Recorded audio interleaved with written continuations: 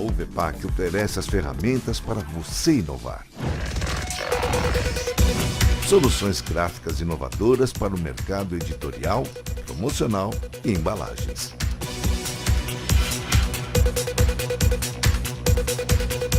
Uma infinidade de soluções de impacto para a sua mensagem.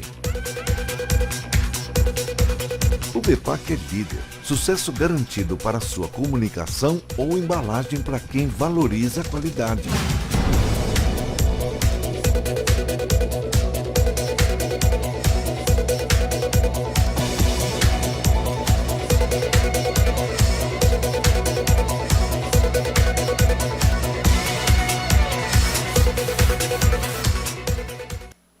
Tá aí, foi o vídeo da UVPAC. Vale a pena entrar em contato com eles e pedir. Informações técnicas sobre o papel, cores, formatos, tiragem, vamos lá.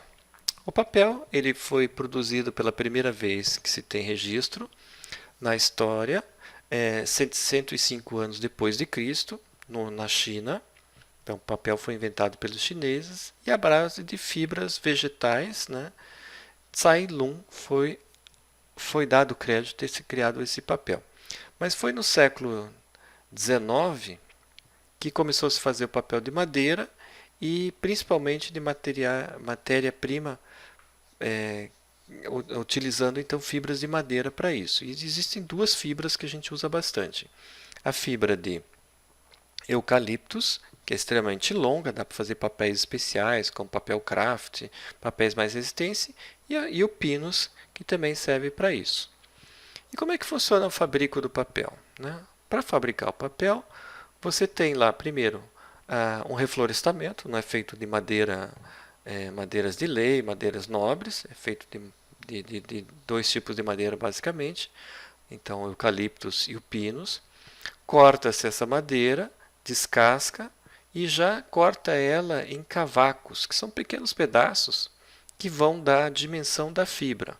Depois vai para a parte de armazenamento desses cavacos, a digestão. E aqui tem um processo para se criar a pasta de celulose, e isso aqui tem muita química. Mas a pior parte da química, e que a gente sente o cheiro, para quem já visitou uma fábrica de papel, teve próximo à fábrica de papel, é a questão do branqueamento do papel. É um processo extremamente nocivo, agressivo, então é importante que sempre que você puder reciclar papel branco, faça isso, que está ajudando a natureza com certeza, porque é o processo mais crítico no fabrico do papel, e geralmente a gente quer um papel branquinho para imprimir, para fazer algum trabalho. Aí eu venho para o misturador aqui, onde é batida essa pasta, e ela cai numa mesa, uma pasta bem líquida, 99% de água. Nessa mesa ela é espalhada e começa o sistema de secagem do papel e afinamento do papel. E todo esse processo é feito com vários rolos, que a gente chama de processo de calandragem. O que é calandragem? É ter dois cilindros e eu passo um material ali no meio. Então, por exemplo, macarrão, massa de macarrão é feito dessa forma, eu tenho a massa bruta e eu vou comprimindo ela. Na indústria isso é muito utilizado. O aço é feito dessa forma, o vidro é feito dessa forma, até o papel alumínio é feito dessa forma também, pelo processo de calandragem. Aí você vai tendo lá a secagem desse papel e ele termina lá com algo em torno de 5%. Ele precisa ter uma umidade. O papel seco ele rasga, ele estoura, ele não é um papel que é útil numa gráfica, por exemplo. Então, o controle de umidade dentro de uma gráfica para impressão ele é importante, né? Você tem que sempre controlar, uma para que a tinta seque e uma para que a tinta possa aderir ao papel. Se ele estiver muito úmido, a tinta acaba não secando, borra e é bem complicado. Então, a umidade é uma coisa importante. E o papel ele é feito em bobinas, e bobinas grandes. Essas bobinas são alimentadas, principalmente as rotativas, que foram aquelas máquinas que a gente viu que vão imprimir jornais, tabloides, né, grandes tiragens. Mas também é levado para outra parte da fábrica de papel e cortado em resma. né? Resma é uma quantidade de papéis que você forma, planificado já, e depois você manda para as gráficas. Então aqui esse é o processo final de uma fábrica de papel. Aqui mais detalhado. Aqui também, devia ter explicado aqui para vocês, mas na apresentação vocês têm lá essa parte aí, na apresentação PowerPoint que está disponível. E o papel, eu tenho papéis especiais assim de tudo que é tipo que vocês possam imaginar. Papéis coloridos, né, com glitter, o papel craft, que é um papel sem passar pelo processo de branqueamento. Ele é mais rústico, porém as fibras estão mais grossas, ele aguenta mais tração. Então usado para sacola, embalagens, caixas de papelão e tudo mais. Laminados, metalizados, perolizados e assim por diante, né? Texturas. Então, papel muito bem utilizado. Às vezes tem coisas de papel que você nem sabe que é feito de papel e isso é muito natural. É um processo muito legal. Na calandragem, define-se a lisura do papel, né, que é aquela parte que eu falei, onde é que você faz a compressão dele. E também a secagem. Então, esse é um sistema industrial muito utilizado. Extremamente simples, como eu acabei de explicar, para fazer, por exemplo, massa de lasanha. Você comprime entre dois rolos até ele ter a espessura que você quer. E nessa compressão ele também vai esticando, vai dobrando e vai formando o papel como a gente conhece. Tipos de papel, tem o papel couché, nome francês, couché fosco, e eu tenho o couché brilhante. Aqui do lado vocês têm as duas imagens, né? O papel brilhante ele é sempre melhor para você imprimir, e o papel couché em especial é um papel muito usado em gráficas para fazer acabamentos, impressões que exigem um acabamento especial, porque a tinta ela não vai secar na fibra do papel. O papel couché ele tem a lâmina de papel e por cima uma fina camada de gesso. Para você entender, na verdade são vários minerais, né? Mas é como se fosse uma camada de gesso. E a tinta seca sobre essa camada de gesso.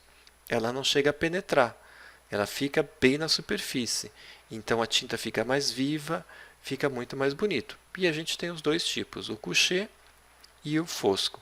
E costuma-se falar papel com cobertura ou sem cobertura. Quando é com cobertura, é o tipo couché. Sem cobertura, os papéis mais comuns, esses que a gente compra, às vezes em papelaria, para imprimir, e assim por diante. Papéis para escritório, né? É interessante que a gente compre ele em rimas, mas já em formatos próprios para as impressoras, né? Essas impressoras digitais que vão acabar usando o formato A4, que é um formato que para gráfica não tem nada a ver. Na gráfica nós temos um outro tipo de formato, um outro tipo de papel, que são aquelas rimas que vêm da fábrica de papel.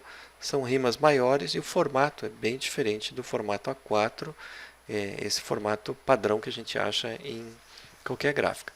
E quem quer uma impressão muito boa, mesmo que em casa, vai acabar utilizando ali então o papel gloss, né? O papel de imagem, que tem então essa camada brilhante e, de novo, ele chega a secar sobre essa camada brilhante e não entra na fibra do papel.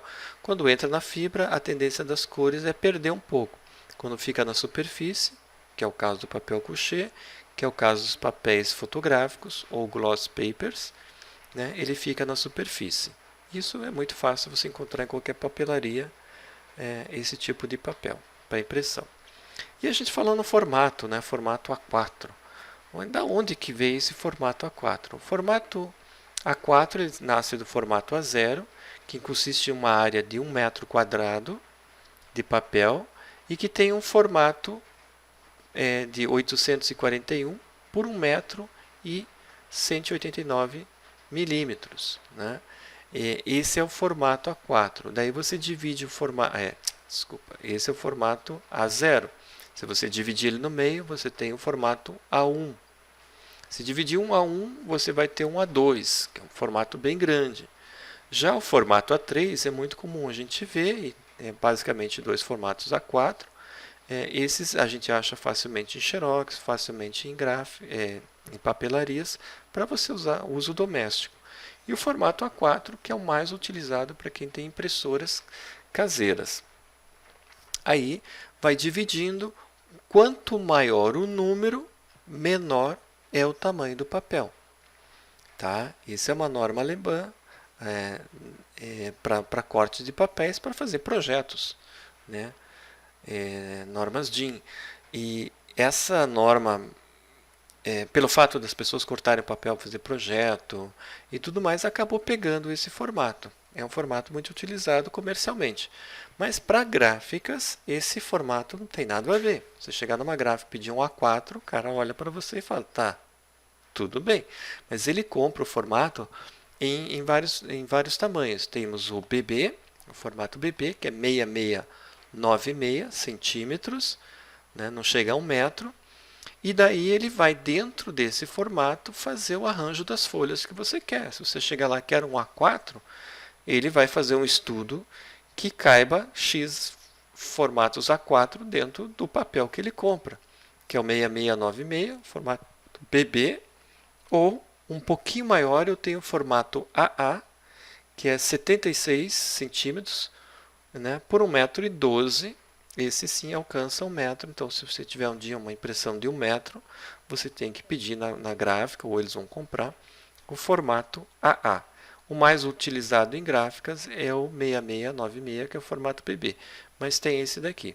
Agora, se eu quiser uma impressão 1,13 m, problema. Você não tem papel desse tamanho, então tem que tomar muito cuidado, né? Na hora de fazer os projetos, está atento qual é o papel que eles vão usar, ou a gente costuma chamar isso de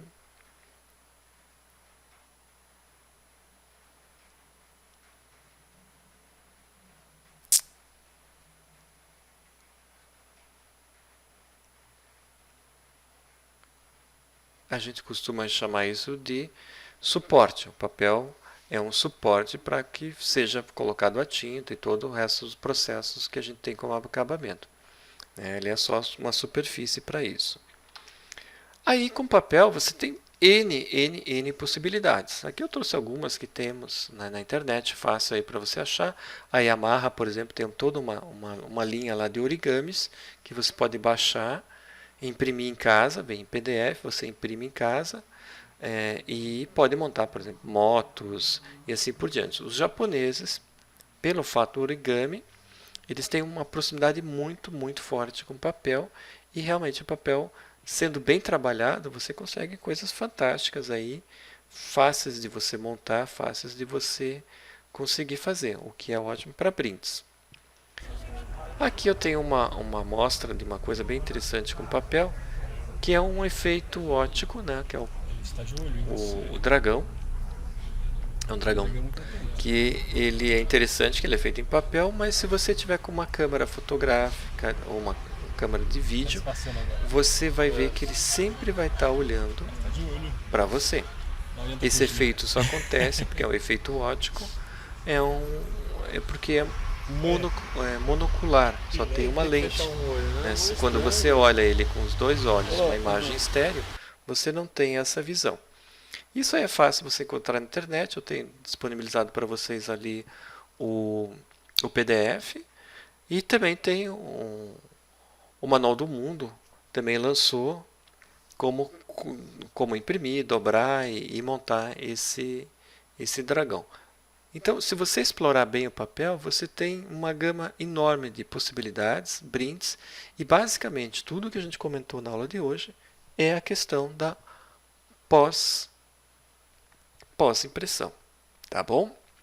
Então, fica aqui algumas dicas de onde foram tirados os materiais, e qualquer dúvida a gente vai conversando ao longo do semestre. E não deixe de consultar bons livros de artes gráficas, que você vai ter mais informações, né? E sempre quando for fazer algum projeto, ligue para a gráfica, converse com eles, veja os equipamentos que eles têm, que tudo isso vai impactar no custo, né, do teu projeto e na possibilidade de você melhorar ele ou não, tá bom? Um grande abraço a todos.